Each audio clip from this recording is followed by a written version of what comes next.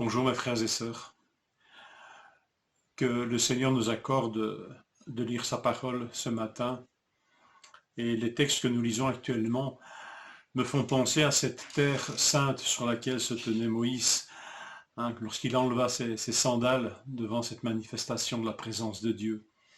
Et bien que nous puissions lire ces passages avec le même respect, la même conscience que nous sommes sur une terre sacrée. Colossiens 2,9. En effet, c'est en lui, en Jésus-Christ donc, qu'habite corporellement toute la plénitude de la divinité.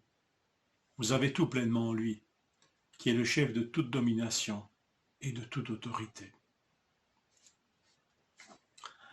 L'enjeu de la pleine divinité de Jésus, du Fils de Dieu. Tout en lui est Dieu. Il n'en est pas une apparence, il n'en est pas une représentation, il n'en est pas une manifestation temporaire. Toutes ces explications ont été données. Déjà à l'époque des apôtres, on amenuisait, on atténuait cette pleine divinité du Fils.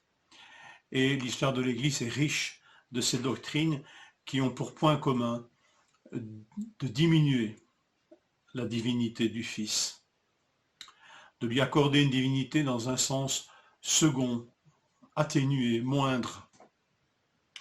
Ici, ce texte est sans ambiguïté. En lui, en Jésus, habite corporellement toute la plénitude de la divinité. En prenant corps, en s'incarnant, il reste Dieu. Et la parole a été faite chair et elle a habité parmi nous. Et nous avons contemplé sa gloire, une gloire comme celle du Fils unique venu du Père.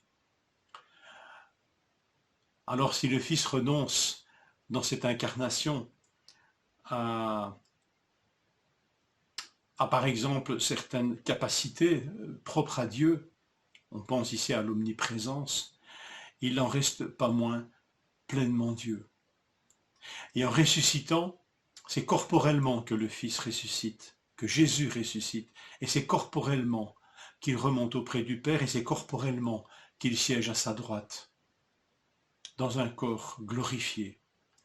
Le Fils n'abandonne pas ce corps glorifié. En ce corps glorifié, il reste pleinement Dieu. Et parce qu'il est pleinement Dieu, alors, le verset 10 nous dit que nous avons donc tout pleinement en lui. Et les questions, vous avez vu, de plénitude dans les deux versets, ils sont reliés par ce verset. S'il est pleinement Dieu, alors vous avez tout pleinement en lui. Et vous pouvez alors imaginer que s'il n'est pas pleinement Dieu, alors vous n'avez pas tout pleinement en lui.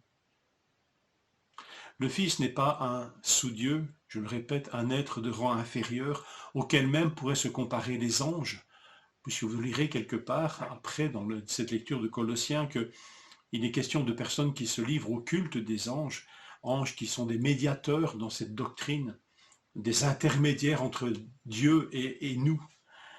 Il n'y a qu'un seul médiateur entre Dieu et les hommes, c'est Jésus-Christ, homme. Il est le chef de toute autorité, de toute domination, et parmi elles, les anges, les esprits célestes, les rois de ce monde, les influenceurs, les influenceuses.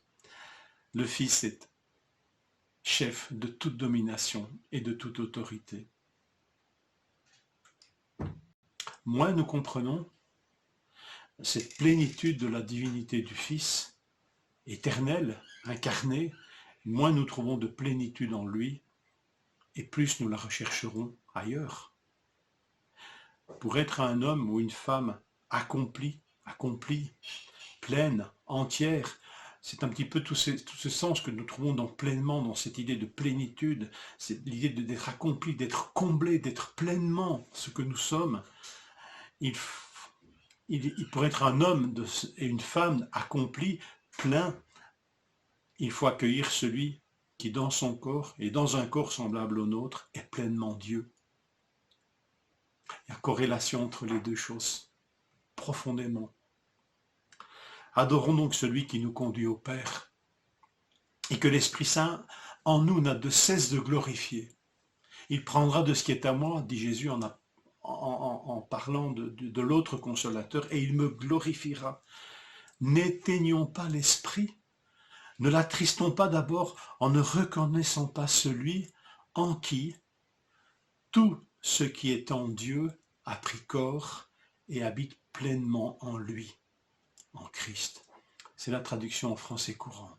Je répète, adorons et reconnaissons celui en qui tout ce qui est en Dieu a pris corps et habite pleinement en lui, afin que nous puissions être nous-mêmes comblés et avoir tout pleinement en lui. Que le Seigneur vous bénisse en cette journée.